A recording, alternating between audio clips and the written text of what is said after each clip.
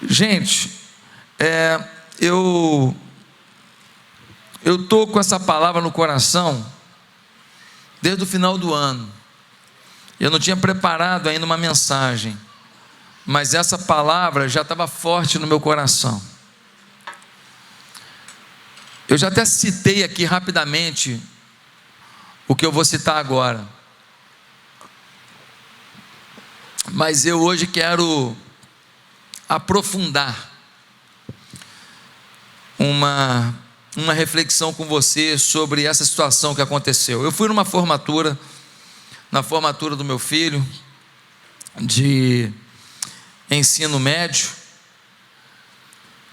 e lá estava discursando o diretor-geral daquela instituição, é aquele que coordena todas as unidades daquela instituição, daquela escola, não sei se fora do Rio também, mas pelo menos no Rio de Janeiro, todas elas. E esse rapaz foi aluno dessa escola, ele foi coordenador dessa escola e tal, virou diretor de alguma coisa lá e virou agora diretor-geral. Ele fez uma história dentro dessa instituição. E ele falou uma frase para os formandos. E essa frase é uma frase que eu já tinha comigo, mas assim, ela mexeu muito comigo, porque queria eu ter falado isso para aqueles jovens, lendo a Bíblia, abrindo a Bíblia e falando, mas eu não podia fazê-lo. Mas ele falou uma coisa que eu falaria, e ele disse o seguinte, ele disse: eu decidi viver a vida que vale a pena. Eu decidi viver a vida que vale a pena. Desde esse dia que essa frase está na minha cabeça. Desde esse dia que essa frase, que eu já conhecia, mas ela ficou martelando. E agora eu estava lá em viagem, e um dia eu fui numa praia, e eu fiz o esforço, o sacrifício de sentar diante do sol. E aí, quando eu estava naquela praia ali, eu comecei a preparar essa mensagem. Eu comecei a refletir. E a pergunta que eu quero te fazer é: será que a sorte é que determina a vida que vamos viver? Será que não temos opção? Será que a família que a gente teve, os problemas que a gente viveu, os traumas que a gente viveu, as agonias que a gente viveu, as desilusões amorosas que a gente viveu, os problemas financeiros que a gente viveu, eles determinam como vai ter que ser essa história daqui para frente? Não tem jeito? Ah, pastor, tem jeito. Muita gente vai falar que tem jeito, mas não acredita. Eu não estou perguntando com a sua resposta pronta, não, que a sua resposta pronta eu já sei. Claro que tem jeito. Então por que você não vive como se tivesse jeito? Por que você não sonha algo maior? Por que você não pensa em sair da mesmice? Por que você não pensa em florescer? Por que você não pensa em marcar a história? Por que você não pensa em marcar a sua comunidade? Por que você não pensa em fazer alguma coisa diferenciada? Por que você não pensa em escrever uma história nova nessa cidade, na vida de alguém, na vida de um grupo, na vida de pessoas carentes, na vida de uma família, na vida de um desempregado, na vida de um menino carente? Meus amados irmãos, será que Deus decidiu que uns serão felizes em tudo e você nasceu para viver uma vida mais ou menos, ou totalmente ruim? Será que a vida independe de mim? Será que, na verdade, eu faço um pouquinho, mas não tem jeito? Quem nasceu numa condição, quem viveu uma condição, no fundo, é muito difícil, é quase impossível revirar esse jogo, não tem jeito. São poucos, pastor, pode sim, mas é difícil. Será que é tão difícil assim? Eu quero falar de uma pessoa hoje que decidiu viver uma vida que vale a pena. nome deles é José do Egito. Esse camarada, você sabe um pouco da história, ele foi um homem temente a Deus, ele foi um homem apaixonado por Deus, ele foi um homem que passou por privações, desconfortos, mas ele prevaleceu, e ele aos 30 anos de idade se tornou o vice-faraó, o homem mais poderoso do reino mais poderoso da terra, que era o Egito. O Egito era o reino que tinha mais carruagens, mais tesouros. Eu agora, indo ao Egito, eu fui dentro daquela maior pirâmide do Egito, e você passa por um túnelzinho apertado, e assim, bem inclinado, mas eles botaram uma madeirinha para facilitar a sua subida, e você vai subindo ali, e você vai e chega na tumba, aonde tinha bilhões de dólares em tesouros. Pena que já tiraram, quando eu cheguei lá não tinha mais nada, estava vazio. Bilhões de dólares de tesouros naquela tumba, e eu fui lá dentro. Quem tem claustrofobia não pode fazer aquela visita. Ele foi o homem mais poderoso depois de Faraó. Só tem um detalhe: o Faraó virou a rainha da Inglaterra, não decidia mais nada, só ia nas recepções, a cup of tea, só para tomar um chazinho. Na verdade, quem conduzia a nação era esse jovem de 30 anos de idade, José. Um homem temente a Deus, um homem apaixonado por Deus, um homem entregue a Deus, um homem que Deus usava. Esse jovem decidiu viver uma vida que agrada a Deus. No capítulo 39, versículo 2 de Gênesis, lê comigo aí rapidinho, deixa sua Bíblia aberta, nós vamos ler alguns versículos. 39, versículo 2, diz o seguinte, sobre o lugar que ele trabalhava: o Senhor estava com José, de modo que este prosperou e passou a morar na casa do seu senhor egípcio. Quando este percebeu que o Senhor estava com ele e que o fazia prosperar em tudo o que realizava, agradou-se de José e tornou-o administrador de seus bens. Potifar deixou a seu cuidado sua casa, ele confiou tudo o que possuía. Irmãos, o camarada prosperava tudo, onde ele tocava. Se ele tocasse no celeiro da fazenda, o celeiro se tornava produtivo. Ele tocava na criação de animais, era produtivo. Ele tocava na agricultura, tornava produtivo. Ele tocava na administração financeira, tornava produtivo. Ele virou agora o gerente geral da fazenda enorme, rica, de um homem poderoso no Egito chamado Potifar. Ele é o cara, onde ele toca, a coisa avança.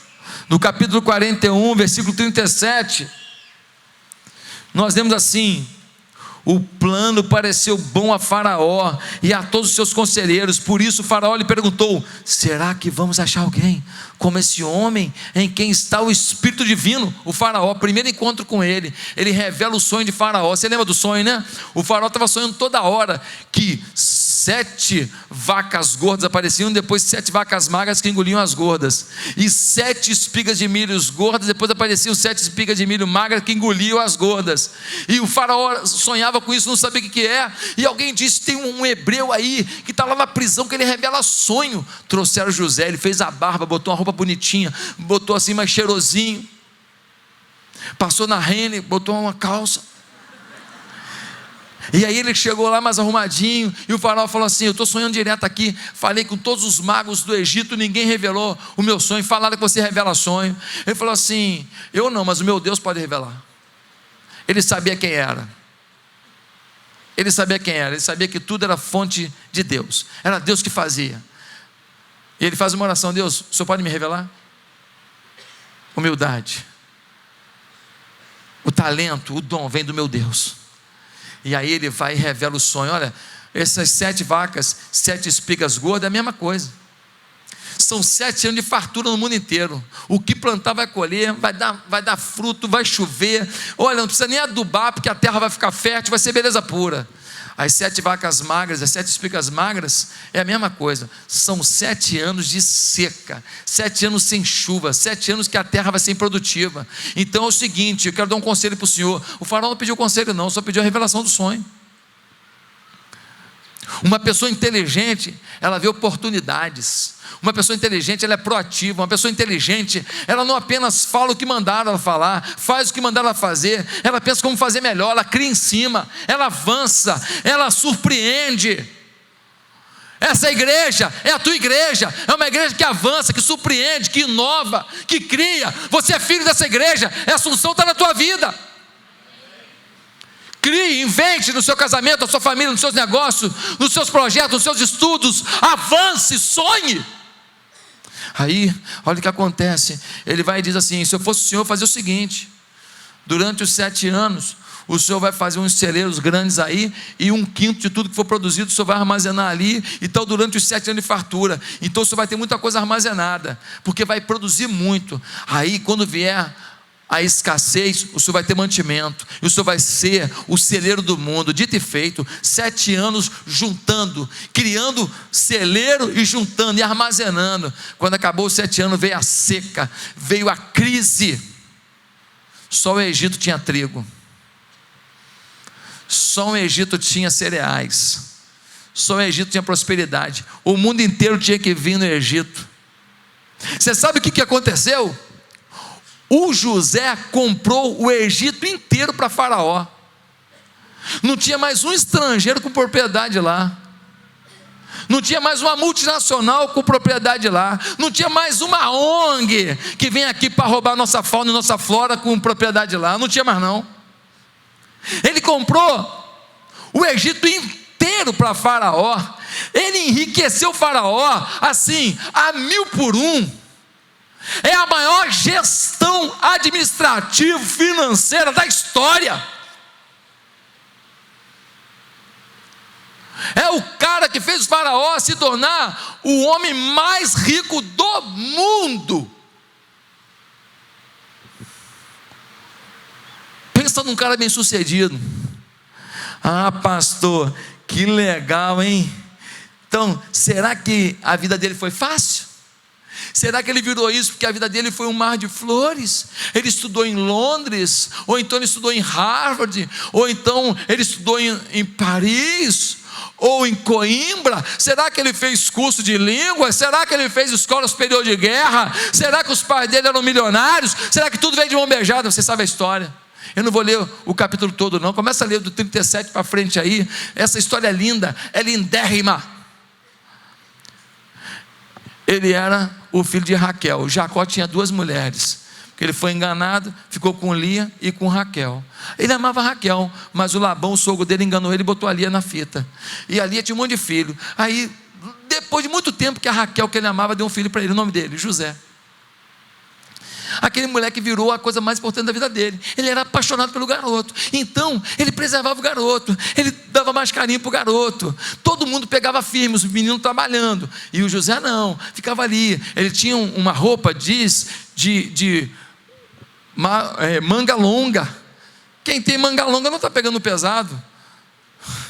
Quem tem manga longa não está capinando, não está. Ele tinha de manga longa, olha só. Os irmãos dele ficavam chateados. E o José também contava dos irmãos umas coisas.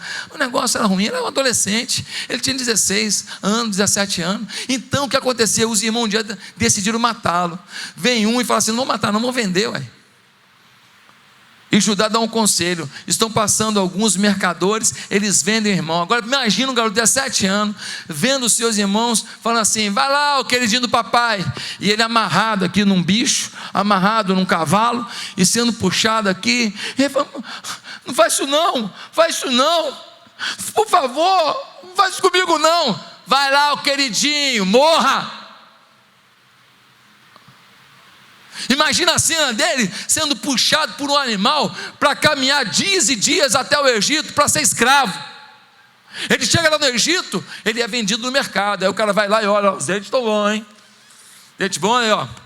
Menino bom, está saudável. choveu o nariz, tal, ouvido, bom, compram ele, um homem Potifar compra ele. Um menino que andava com roupa de manga comprida, nunca fez nada, nunca trabalhou, ele chega lá para ser o quê? Peão. Ele chega lá para pegar no pesado, ele chega lá para meter o martelo, ele chega lá para meter a foice, ele chega lá para meter a pá, ele chega lá para trabalhar que nem um louco, ele fica cheio de caldo, ele fica com dor nas costas, ele não está acostumado com aquilo, ele rala que nem um condenado. Mas isso aí não é o pior não, o pior é quando ele ia dormir naquela senzala cheia de escravo, e ele dormia num cantinho lá, onde tinha um pouco de feno, e ali ele deitava naquele feno ali, e ele ficava lembrando que o pai dele, talvez ele nunca mais visse o rosto do pai dele, e ele ficava lembrando que os irmãos ficavam rindo dele, quando ele estava indo para ser escravo. Duro era lembrar do porquê que ele estava ali. Duro era lembrar que ele deixou uma história para trás. Duro era lembrar que ele deixou um pai que o amava para trás. Duro era lembrar que ele foi injustiçado. A vida de José não foi fácil não. Ele podia viver o que agora? Ele podia viver de crítica, de murmuração, de lamento. Mas ele decidiu viver a vida que vale a pena viver. Ele decidiu viver a vida que vale a pena viver. Ele decidiu dar um chute na angústia. Ele decidiu dar um pontapé nos maus sentimentos. Ele decidiu não acreditar no pessimismo. Ele decidiu não acreditar que a vida tinha que ser daquele jeito. Ele decidiu dar uma chance para ele. E aos 30 anos, estou encurtando a história, aquele moço que com 17 anos foi vendido, aos 30 anos ele vira o vice-faraó, o governador do Egito. Mais 7 anos ele coordena a expansão e o acúmulo de materiais e cereais no Egito. E depois ele se torna o administrador do maior circuito de vendas de cereais, de produtos alimentícios do mundo. Meus amados irmãos, qual é a vida que vale a pena viver? Que vida é essa que José decidiu viver? Eu queria te falar qual é a vida que vale a pena viver. Vale a pena viver uma vida com foco na excelência. Vale a pena viver uma vida em que você se dá a chance de fazer o seu melhor. Tem muita gente que não faz o seu melhor porque as pessoas não merecem. Tem muita gente que não dá o seu melhor porque não ganha bem. Tem muita gente que não dá o seu melhor porque não se sente reconhecido. Tem muita gente que não faz o seu melhor porque acha que sua casta, sua família é pobre, é favelada, é imigrante, é isso e aquilo, e você não pode fazer uma coisa melhor na vida e fazer uma diferença na vida. José não. José decidiu fazer o seu melhor com o que ele tinha. Ele foi para a fazenda. O que nós temos hoje? Que tudo que ele fazia prosperava. Ele chegou como peão de obra. Ele chegou ali trabalhando no pesado. Em pouco tempo ele virou o quê? O administrador geral da fazenda. Você sabe a história, capítulo 39. A mulher de Potifar começa a se interessar por ele. E aí ela fala que ele tentou agarrá-la. O que acontece com ele? Ele vai preso. Agora ele vai se entregar. Agora não dá para ter excelência. Ele chega na prisão. O que ele faz na prisão? Ele muda a história da prisão. Ele limpa a prisão. Ele fala, aqui ó, vamos viver a melhor que a gente pode viver aqui. Vamos viver uma forma excelente aqui. Vamos viver com dignidade aqui. De repente o carcereiro pega a chave da prisão e dá na mão dele. Fala assim, coordena esse negócio aí. Coordena o banho de sol, o futebol. Faz o futebol de salão.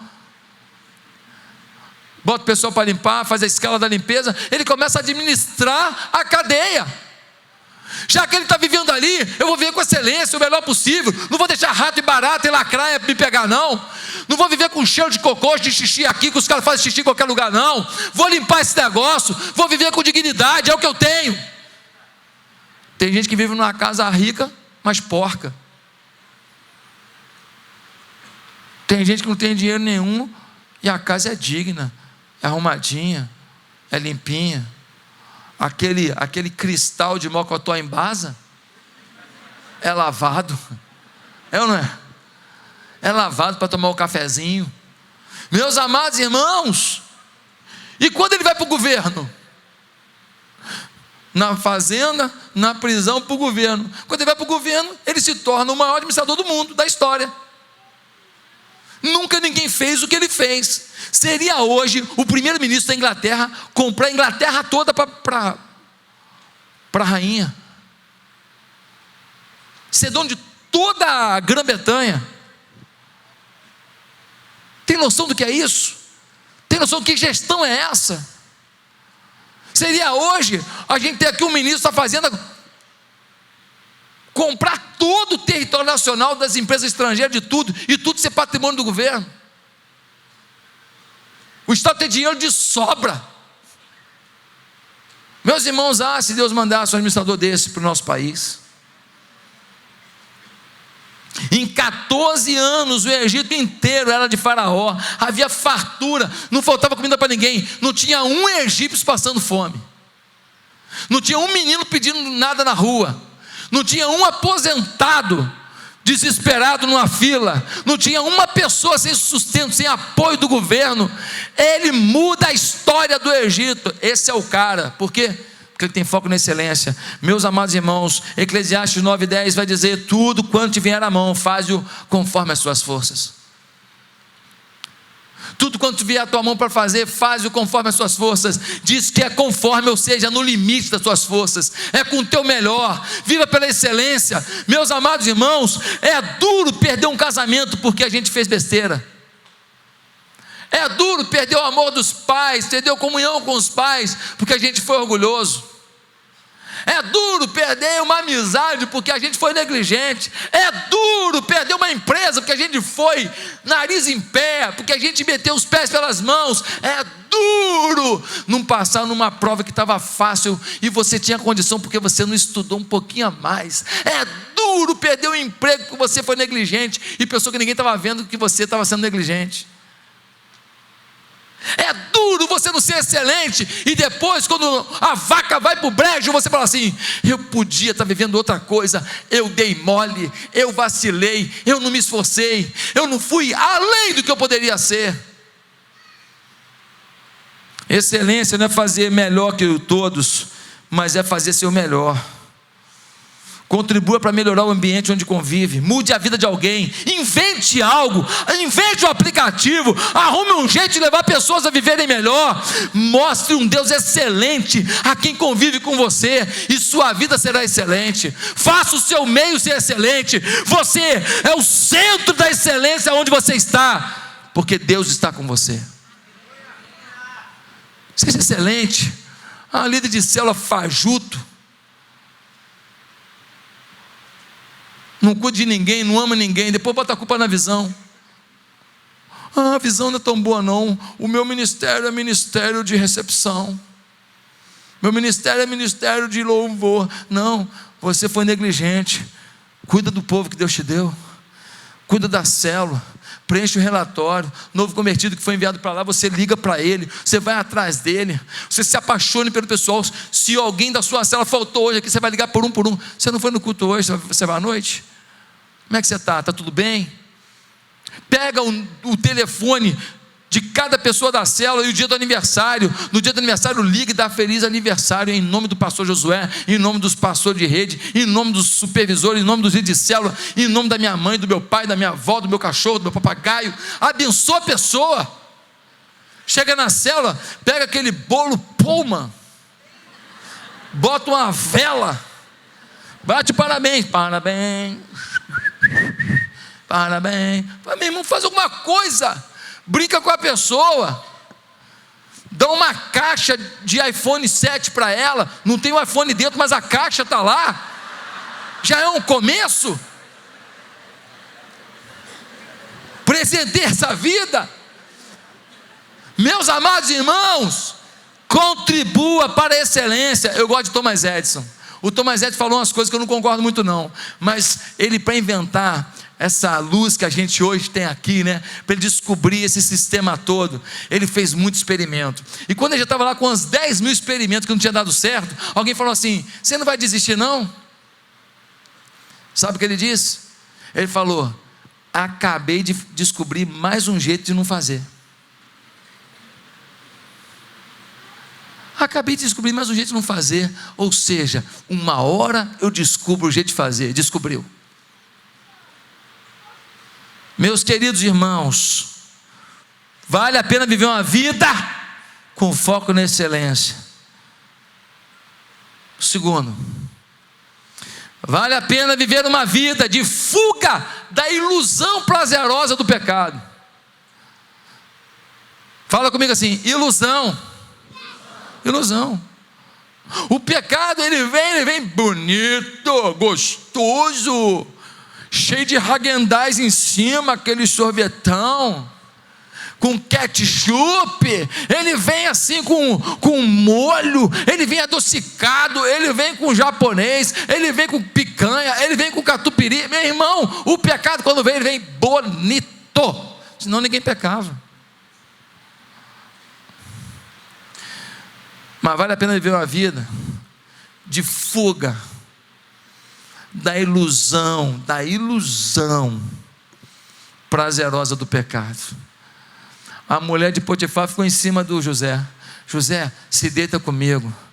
Pastor, mas a mulher era muito feia. Meu irmão, ela é a mulher de um cara, um grande oficial do Egito. Ela vai no melhor salão de lá. Ela botou botox. Ela fez um negócio assim, uma recalchutagem poderosa. Era uma mulher bem tratada, meu filho. Não tem uma mulher feia, agora é mulher mal cuidada e mulher bem cuidada. Tem cada negócio assim diferente, de repente fica bonito. Você fala: olha, é ou não é? É ou não é? Às vezes a mulher é bonita e está feia. Por quê? Está triste, está amargurada, está maltratada, né? A cara está com aquela cara de morte. Mas a mulher bem cuidada é bonita. Você é bonita, minha irmã. Nós temos um detector de feiura ali na porta. Quando uma feia tenta entrar, toca a sineta. Você não entrou e tocou. Você é linda. Amém? E você é lindo, meu irmão. É lindo o detector para mulher e para homem. Você é lindão, careca, gordinho, baixinho, galtão, moreno, branco. Não importa, você é lindo. Deus te abençoou. Meus amados irmãos, olha só. Ela foi um dia e ela fala assim: hoje ele não me escapa. Ela pega aquele perfume de almíscar do deserto, dá a borrifada. Ela bota uma roupa bonita. Ela bota um batom vermelho tentação. Ela pede os funcionários da casa para cada um fazer alguma coisa longe dali. E ela sabia o horário que o José ia lá fiscalizar alguma coisa na casa. Quando ele entra na casa, ela fecha a porta e fala: agora você é meu. O que você faria? Vamos negociar. Não, querida, por favor. Acho melhor não. Sabe por que muita gente cai em pecado besta? Porque negocia. Com pecado não se negocia, porque pecado tem mania de ganhar negociação. Só tem um caminho para pecado que você tem vontade, para coisa que é a tua área de fraqueza. Só tem um jeito: fuja. Fuja de conversa no Zap, fuja de conversa no Face. Uma ex-namorada lá de 1997, lá naquela boate de Bangu. E ela vai e fala: achei teu Face, tá tudo bem? Tá tudo mal, mas pode melhorar se você conhecer a minha esposa, a mulher de Deus, a minha gata, os meus filhos, a minha igreja. O meu pastor prega da Band. Ele é famoso lá no presídio. Nós temos lá 102 irmãos amados que nos escutam todos sábado e domingo lá, todos convertidos com discipulado a um, lá em Bangu. Eles dizem que são a igreja Batista Atitude do Cárcere, em nome de Jesus. Meus amados irmãos, dá uma olhada nisso. O que ele fez? Capítulo 39, versículo 12. ela o agarrou pelo manto e voltou a convidá-lo: vamos, deite-se comigo. Mas ele fugiu da casa, deixando o manto na mão dela. Vale a pena viver uma vida de fuga dos desejos que preenchem um momento da nossa vida, mas destroçam toda a nossa existência. Vale a pena.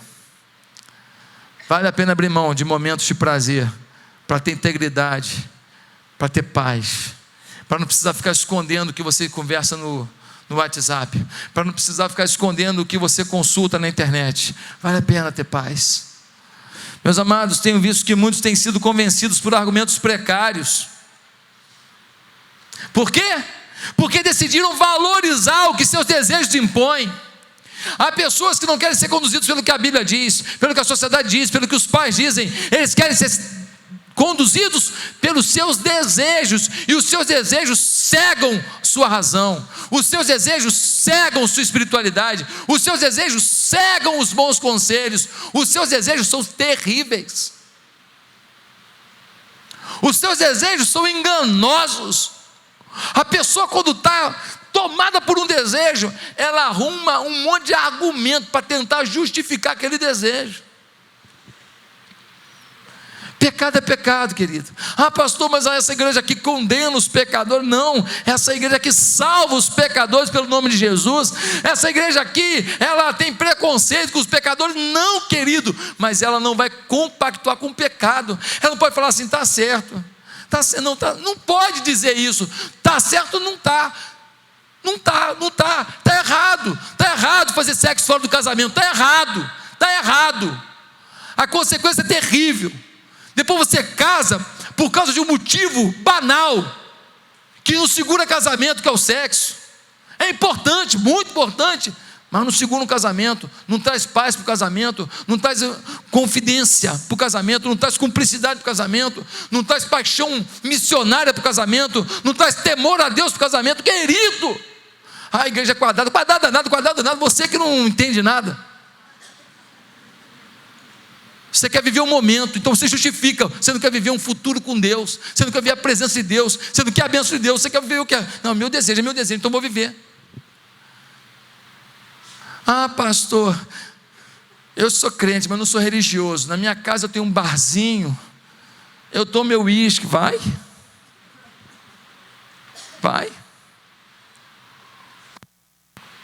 Pastor, a Bíblia diz para não se embriagar, não diz para não beber.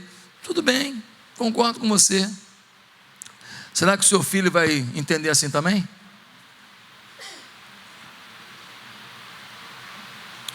Será que ele vai ter o mesmo domínio próprio que você está dizendo que tem?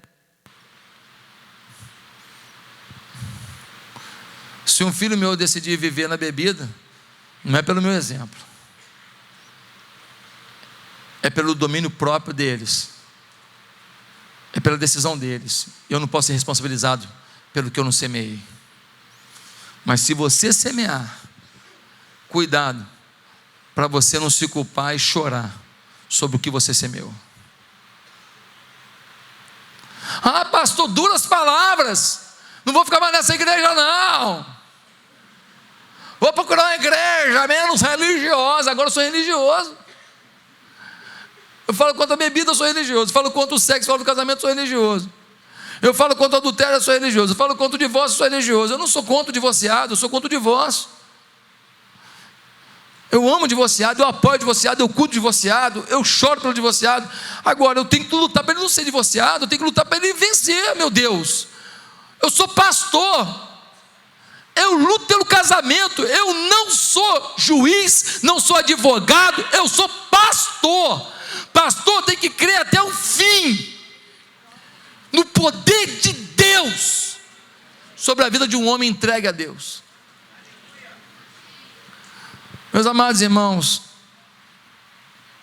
será que Paulo, quando falou sobre sexo fora do casamento, ele era ignorante? Será que quando o salmista disse: bem-aventurado o varão que não anda segundo o conselho dos ímpios, que não se assenta na roda das boates? Versão mais que atualizada. Que não se assenta na roda de samba. Será que eles eram ignorantes? Será que quando Paulo foi lá e disse assim, ó, não deis lugar ao vinho, cuidado com esse negócio, será que ele estava sendo um abestalhado? Chama Paulo de abestalhado aí, fala para ele, é bobão, sabe de nada. Será que quando Jesus falou para a gente escolher entre ele e Mamon, porque agradar os dois não dava, será que ele não estava falando para alguém que mora aqui na Barra, que mora no Recreio, que mora no Rio de Janeiro, e que está trabalhando que nem um louco, e não está cuidando mais da saúde, não tem um tempo com a mulher, você não come uma pizza com a mulher, você trabalha que nem um louco, 18 horas por dia, e você já tem 2 imóveis, e você quer ter o 3º imóvel, e você quer trocar de carro, você vive para coisa material, e você diz que é crente. Será que Jesus também é bobo? Será que ele falou sem pensar? Pecado sempre traz consequências ruins. Um jovem se afastou da igreja, a família chorou, a igreja chorou. Ele era um talento, ele cantava na igreja, ele era um líder de louvor, ele era uma pessoa extremamente usada. Ele se afastou da igreja, a igreja chorou, mas ele não ouviu ninguém. Eu vou curtir o mundo. Ele foi viver sua homossexualidade. A igreja o amava. A igreja não julga ninguém pelo tipo de pecado. A igreja acredita no poder de Deus sobre qualquer pecado. E a igreja estava lá esperando. Ele foi viver. Ah, pastor, e aí? Ele voltou para a igreja, aleluia. Ele voltou para a igreja anos depois. Que bênção, pastor, ele voltou, glória a Deus. Tem mais alguma coisa, pastor? Tem. Ele voltou com uma doença sem cura. Ele voltou machucado. Ele voltou, mas aquele talento, aquele dom que ele tinha, o diabo roubou. O diabo roubou.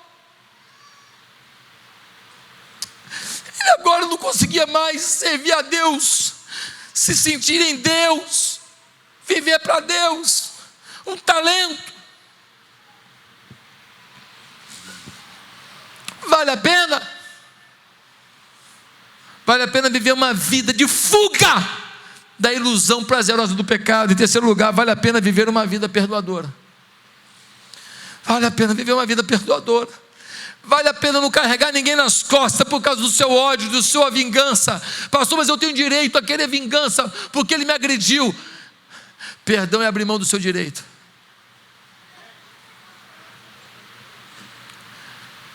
Vale a pena viver uma vida de liberação dos pecados dos outros, dos erros dos outros. Vale a pena não levar em conta a palhaçada que falaram de você, a mentira que falaram de você, a maldade que fizeram com você. Vale a pena viver uma vida de liberação da ofensa, de não querer se vingar, de deixar na mão de Deus, de relaxar, de ser bem-humorado, de brincar com a acusação leviana que fizeram contigo. Vale a pena. Dá uma olhada no que aconteceu com ele. Após 7 anos de fartura, já eram 2 anos de fome na terra. E lá na terra do pai dele, com os irmãos dele, a fome chegou. O pai dele, o Jacó, vai dizer para os irmãos de José: vocês têm que ir lá no Egito e comprar comida, só tem comida lá. Os irmãos dele, 10. O irmão de José, mais novinho, irmão de pai e de mãe, Benjamim, o pai não deixa ir. Só vão os 10 irmãos mais velhos que José. E os 10 vão para lá. Quando chega lá, quem é o governador do Egito? José. Ele está com roupa de egípcio, cabelo de egípcio, barba de egípcio, pintura de egípcio. Ninguém reconhece ele. Mas ele reconheceu os irmãos. Quando ele vê os irmãos, ele manda trazer os irmãos para perto dele. Ninguém reconhece ele. Ele não fala na língua dos irmãos, ele fala em egípcio com o tradutor. Ele fala: vocês são espiões, vieram espiar nossa terra. Ele fala: não, em vez de só comprar comida, nosso pai é velho, está precisando de comida, nossa família precisa de comida. Não, vocês são espiões. Não, a gente tem nosso pai. O que mais você tem? Eu tenho um irmão mais novo. Cadê ele? Está lá com o meu pai. Ué, então faz o seguinte: um de vocês vai ficar preso aqui, vocês vão lá buscar o pai de vocês, o irmão de vocês, para eu saber que vocês não são espiões. José está armando. Simeão fica preso, eles voltam para o pai. O que eles compraram de trigo, José manda devolver o dinheiro. Eles chegam na bolsa deles e a prata está toda lá, eles não entendem nada, mas eles vão para a casa do pai. Chega lá e fala: pai, Simeão ficou preso, nós temos que levar Benjamim, o nosso irmão mais novo, o irmão de José, até lá, senão eles vão deixar Simeão preso. O pai fala: meu filho pequenininho não vai sair daqui não, meu filho mais novo não vai sair daqui não, meu jovenzinho não vai sair daqui não. Não, vocês já me mataram, o José morreu, já perdi José. Vocês falaram que uma fera destroçou José, engoliu José, vocês trouxeram uma roupa toda ensanguentada, o meu filho morreu na mão de uma fera, eu não quero perder outro filho, não, vocês não vão levar. Pai, mas a gente não pode voltar lá então. Só que a comida acabou, e a seca não passou, não tem como plantar e colher de novo, não tem como ter comida de novo, eles têm que voltar no Egito. Eles convencem o pai fala: senão a gente vai morrer, não tem jeito, então leva Benjamim. Eles levam Benjamim. Quando chega lá, José recebe eles. Quando vê Benjamim, José fala: ah, esse é o irmão mais novo. Ele sai da sala e vai chorar. Será que José já tinha perdoado seus irmãos? Bem, eu acho que sim, porque o nome do primeiro filho dele era Efraim, significa Deus me fez esquecer. O nome do segundo filho dele era Manassés, que significa, desculpa, o primeiro filho é Manassés, Deus me fez esquecer. O segundo filho, Efraim, Deus me fez prosperar. O nome dos filhos dele já está dizendo o seguinte: eu já esqueci o que me fizeram e eu prosperei, está tudo bem. Mas meus irmãos, uma coisa é você perdoar, outra coisa é você ver, é você olhar, é reviver aqueles sentimentos todos de rejeição, de ser expulso de casa, um menino, para ser um escravo numa terra estrangeira. Quando ele vê Benjamim, ele sai da sala, ele chora, depois ele lava o rosto e volta. Ele manda fazer um almoço, todo mundo almoça, ninguém está entendendo nada. Depois ele manda que eles voltem para casa, mas ele pega uma taça de prata e fala assim: bota na mochila do Benjamim.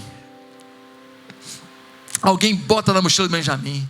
Quando eles estão saindo do Egito, a polícia de José vai até lá e fala que um de vocês ganharam almoço, ganharam tudo do bom e do melhor e roubaram o nosso governador. Não, a gente não fez isso não, então nós vamos conferir. E aí eles foram olhando mochila por mochila, e quando chegaram na mochila de Benjamim, estava lá a taça de prata. Por que eles colocaram? Eles dizem: vocês podem ir, mas o Benjamim vai ficar como escravo do nosso Senhor. A ficha cai entre eles. Está vendo? Nós estamos pagando cada porcaria que nós fizemos com José. Está vendo? A consequência chega. Agora como é que nós vamos voltar para lá? O nosso pai vai chegar lá e falar: cadê o Benjamim? Ah, virou escravo. O nosso pai vai morrer na hora. Eles se desesperam, a ficha caiu, eles estão arrependidos, eles sabem que estão pagando o preço do seu pecado. E aí o que eles fazem? Eles vão até lá e dizem assim: por favor, não faz isso não. Aí vem Judá, aquele que deu a ideia de vendê-lo, e fala: aqui, eu fico como escravo no lugar dele, mas por favor, nosso pai é velho, ele não vai aguentar saber que Benjamim morreu. Por favor, eu fico como escravo aqui, eu me entrego, meus filhos nunca mais vão me ver, minha mulher nunca mais vai me ver, ninguém vai me ver, minha família vai me ver, mas eu fico como escravo, mas não deixe meu pai morrer de desgosto não. Quando eles mostram esse quebrantamento, José manda todo mundo sair da sala, ele rompe num grito de choro e diz: ah! E ele fala na língua hebreia, não mais em egípcio, não mais em árabe. Ele fala: eu sou José. Meu Deus! Fica todo mundo que nem aquela foto que a gente faz agora, fica todo mundo assim. Como é que é o nome daquilo mesmo? Como é que é? Manequim Challenge. Manequim Challenge. Ficou todo mundo pasmo. E aí, meus irmãos, é bonito de ver a história. No capítulo 45, versículo 4, ele fala assim: chegai-vos a mim. Esse chegai-vos não é vir para perto. No hebraico, esse chegai-vos é: cheguem para mim, intimidade. Cheguem para o meu relacionamento. Cheguem para o meu amor. Chegai-vos a mim. Eles começam a se aproximar de José.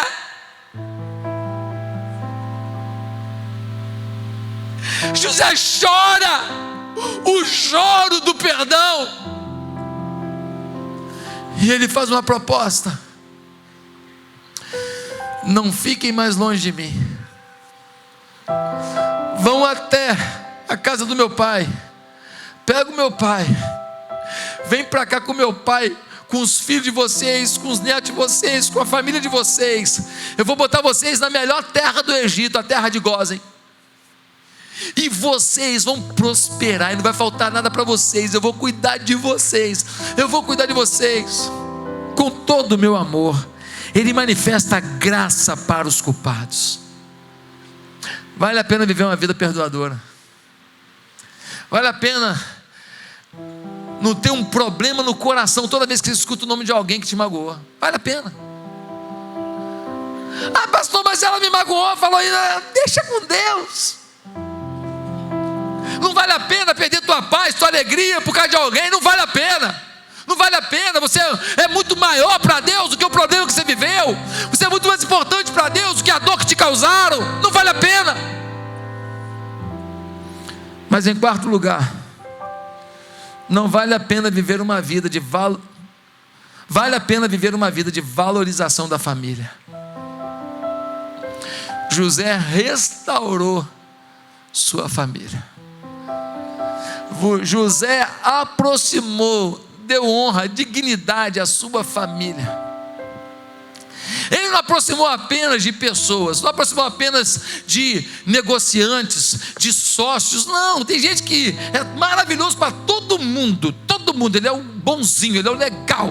Ele só não é o legal, só não é o amoroso, só não é o perdoador, só não é o manso, só não é o tranquilo quando é com a família. Tem mulher que com as amigas todas ela é tão querida, mas com o marido ela é tão dura. Tem marido que, nossa, engraxa a chuteira do colega na pelada, mas é incapaz de sentar do lado e ajudar a secar a louça que a mulher está lavando. É bobeira? Não, ela ia se sentir tão valorizada de você estar perto, participando de alguma coisa simples, mas é parceria. 1 Timóteo 5,8 diz: se alguém não cuida dos seus parentes, especialmente dos de sua própria família, negou a fé e é pior do que o descrente. Quando você rejeita a sua família, não valoriza a sua família, você é pior que o descrente. É a Bíblia que diz. Eu soube de um camarada, uma história, né? Ele estava com o pai dele velho, morando com ele, mas aí o pai dele babava para comer, sujava o chão. O pai dele ficava com cheiro de xixi, porque a pessoa muito idosa às vezes não faz a limpeza direito. E aí a mulher dele começou a reclamar. E aí ele começou a ter problema. Ele falou: papai, toma aqui essa capa porque está frio lá fora.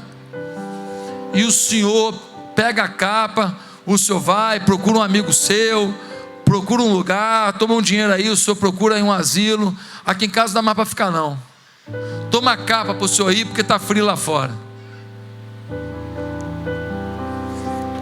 O pai velho, idoso, olhou para aquela atitude do filho, que não queria brigar com a mulher, e o pai, com lágrimas nos olhos, se enrola naquela capa e sai naquele dia frio.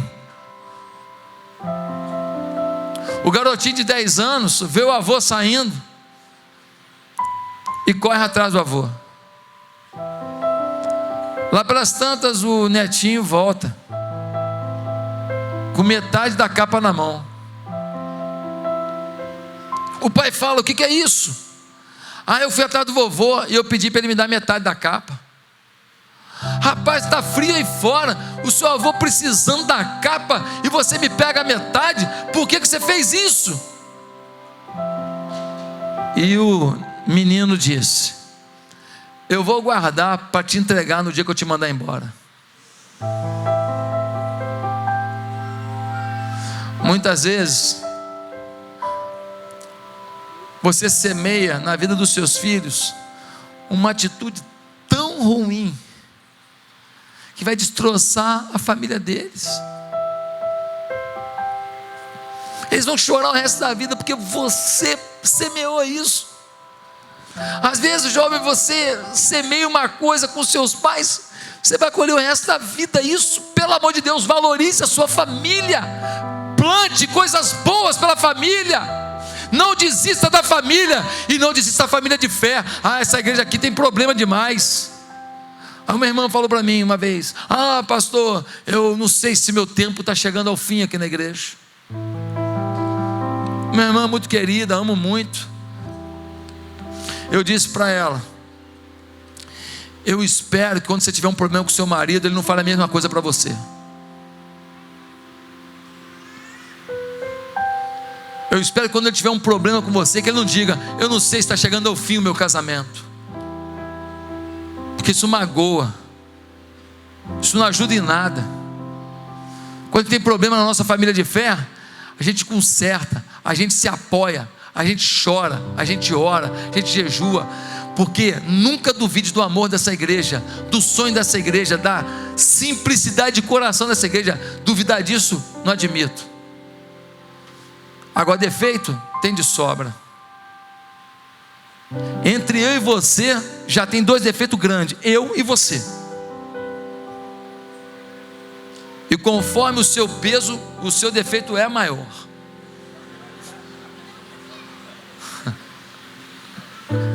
Para terminar, vale a pena viver uma vida sensível aos propósitos de Deus. Por que José vivia na excelência? Por que José tinha uma vida perdoadora? Por que José é esse cara que valoriza a família? Por que José é essa pessoa tão especial que foge do pecado? Sabe por quê? Porque José tinha temor e estava sensível aos propósitos de Deus. Olha no capítulo 45 o que ele vai dizer a partir do verso 5. Ele vira para os irmãos e fala assim: agora não se aflijam nem se recriminem por terem me vendido para cá, pois foi para salvar vidas que Deus me enviou adiante de vocês. Já houve 2 anos de fome na terra, e nos próximos 5 anos não haverá cultivo nem colheita, mas Deus me enviou à frente de vocês para lhes preservar um remanescente nessa terra e para salvar-lhes a vida com grande livramento. Assim não foram vocês que me mandaram para o Egito, mas sim o próprio Deus. Ele me tornou ministro de Faraó e me fez administrador de todo o palácio e governador de todo o Egito. José conseguiu fazer uma leitura. Não tem cabimento um cara com 30 anos ser governador de todo o Egito. Foi Deus que me colocou aqui. Não tem cabimento eu sair da prisão para o cargo mais importante do Egito. Isso é coisa de Deus. Ele não pega as suas vitórias, as suas honras, os seus diplomas, os seus cursos, os seus ganhos, suas casas, seus apartamentos e diz: eu sou o cara, eu sou. Não, ele fala: foi Deus. E ele falou: opa, estou entendendo. Os caras, os meus irmãos fizeram besteira, os meus irmãos me venderam, me maltrataram, mas Deus transformou a maldade deles num projeto dele. As maldades que fizeram com você não significa o fim da sua história. Tem que ser uma maldade após a outra. A maldade que fizeram com você pode ser o trampolim para um propósito poderoso de Deus na sua vida, para uma percepção inacreditável da sua vida, para o ministério. para a resolução de um problema, para uma ideia, para ganhar um dinheiro bom, para um projeto ministerial, para um projeto financeiro, para um projeto missionário. Querido, Deus está no controle. Deus é Senhor das nossas dores. Deus está dizendo: não deixe suas dores serem sua identidade. Faça de suas dores apenas seu aprendizado para grandes conquistas. Quero terminar essa mensagem perguntando a você: você está vivendo a vida que vale a pena? Qual a sua identidade com a sua igreja de excelência? Você é um perdoador? Está cheio de mágoazinha? Está com mágoa até de mim que eu não sabia? Não estava não, mas estou hoje, pastor.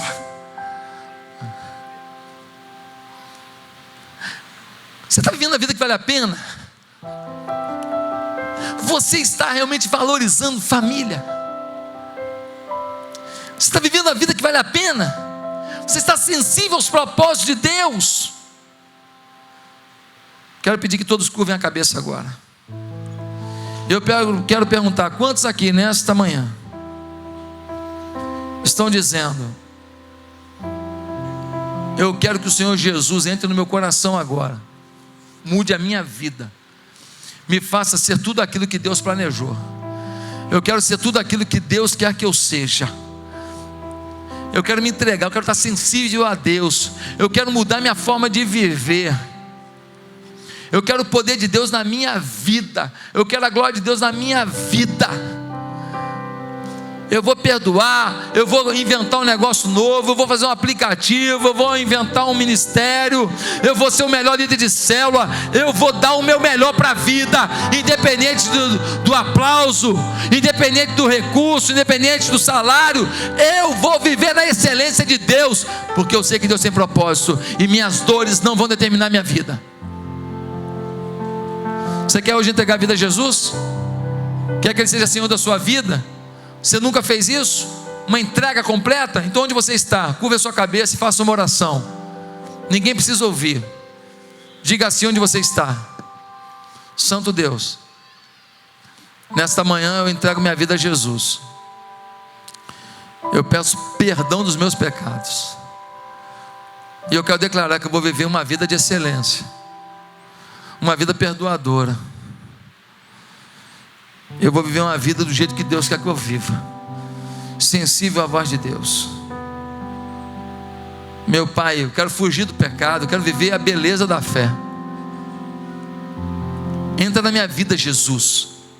Me salva, em nome de Jesus, amém.